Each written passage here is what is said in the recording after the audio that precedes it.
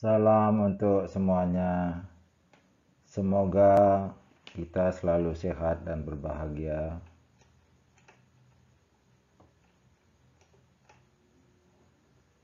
Sekarang mari kita membahas cara mengumpulkan data. Tapi sebelumnya ingat subscribe dulu ya. Pengumpulan data merupakan bagian dari statistika.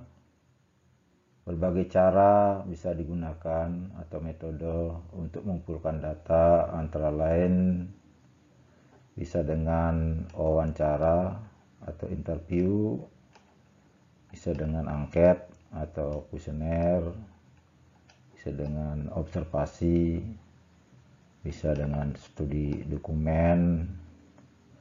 Namun ada baiknya sebelumnya kita ingat istilah-istilah terkait dengan pengumpulan data. Yang pertama adalah subjek penelitian.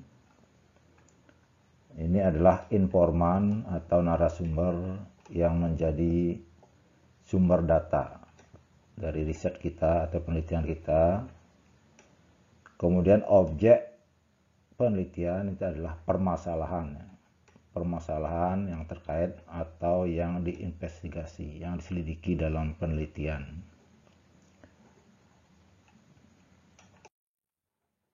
Untuk lebih jelasnya, ini ada sebuah contoh subjek dan objek dari penelitian. Misalnya penelitian kita tentang kinerja tenaga penjual atau tenaga sales di suatu perusahaan dagang yang menjual sepeda motor. Nah, di sini subjek penelitiannya bisa adalah tenaga sales yang ada di PT Astra Motor, karena tenaga sales lah yang bisa menjadi informan atau yang bisa dijadikan responden tentang kinerjanya. Kemudian objek penelitian tentu saja sesuai dengan judul adalah kinerja dari sales atau karyawan itu ya. Misalnya yang diselidiki nanti adalah berapa rupiah tingkat penjualan, bisa juga banyak penjualan dalam unit oleh sales tersebut, bisa tingkat kehadiran di kantor dan lain-lain yang bisa kita selidiki terkait dengan kinerja dari tenaga sales atau karyawan. Nah, dalam menggali data, mengumpulkan data seperti yang disebutkan tadi, bisa dengan cara wawancara atau interview. Ini artinya adalah cara pengumpulan data yang dilakukan melalui tatap muka atau tanya jawab langsung antara peneliti yang bertanya, yang menginterview, dan narasumber atau responden. Nah, zaman sekarang dengan adanya teknologi, tatap muka langsung dalam tanda petik wawancara dapat dilakukan melalui telepon atau video call atau video conference menggunakan media yang pada zaman sekarang banyak sekali ya. Nah, sebelum wawancara biasanya peneliti bisa mempersiapkan data pertanyaan secara sistematis. Ini istilahnya adalah secara terstruktur, atau bisa poin-poinnya saja dipersiapkan. Poin-poin penting dari data yang ingin didapat dari responden itu disebut dengan tidak terstruktur.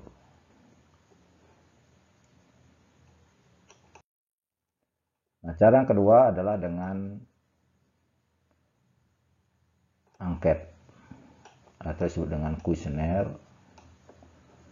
Ini adalah pengumpulan data yang dilakukan dengan cara memberi seperangkat pertanyaan atau sejumlah pertanyaan, atau kadang-kadang pernyataan ya tertulis, ini kata kunci tertulis kepada narasumber atau responden. Nah, jenis pertanyaan dalam kuesioner bisa terbuka, ini di mana memberikan kebebasan pada objek penelitian untuk menjawab atau subjek penelitian untuk menjawab ya. Sementara kuesioner tertutup adalah kuesioner yang telah menyediakan pilihan, jadi tertutup pilihan, jadi jawabannya sudah diberikan pilihan kepada responden sehingga responden tinggal memilih saja. Nah, sama dengan interview dengan menggunakan teknologi, sekarang kuesioner bisa dilaksanakan atau dilakukan dengan menggunakan media online, secara online, misalnya dengan Google Form, salah satu contoh, dan masih banyak media yang lain. Selanjutnya, metode atau cara yang kita lakukan bisa dengan observasi. Ini observasi adalah pengumpulan data secara langsung, antara lain untuk melihat atau mengamati secara langsung, antara lain sikap responden maupun fenomena yang terjadi.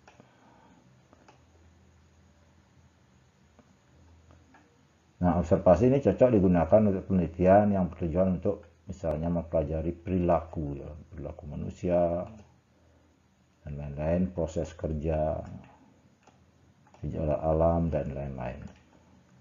Dilakukan dengan mengamati secara langsung.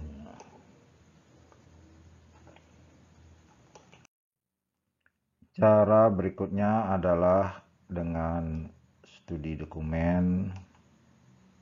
Artinya adalah pengumpulan data yang tidak ditujukan secara langsung kepada subjek atau responden penelitian ya, tetapi meneliti berbagai macam dokumen.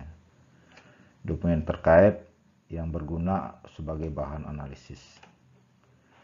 Sebagai contoh, kita lihat contoh tadi tentang penelitian dengan topik kinerja karyawan atau kinerja tenaga sales.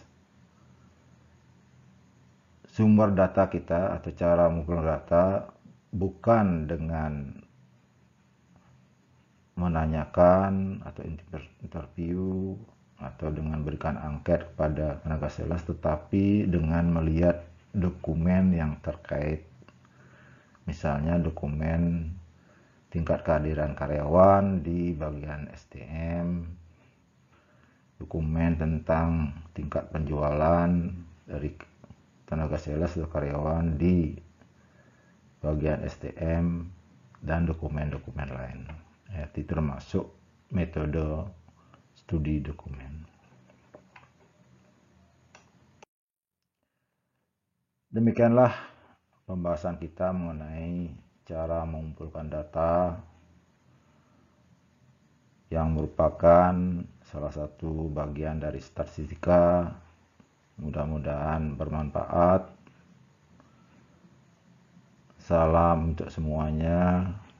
Semoga kita selalu berbahagia. Tentu saja kita tunggu video-video yang lain untuk pembahasan masalah yang lain di channel ini.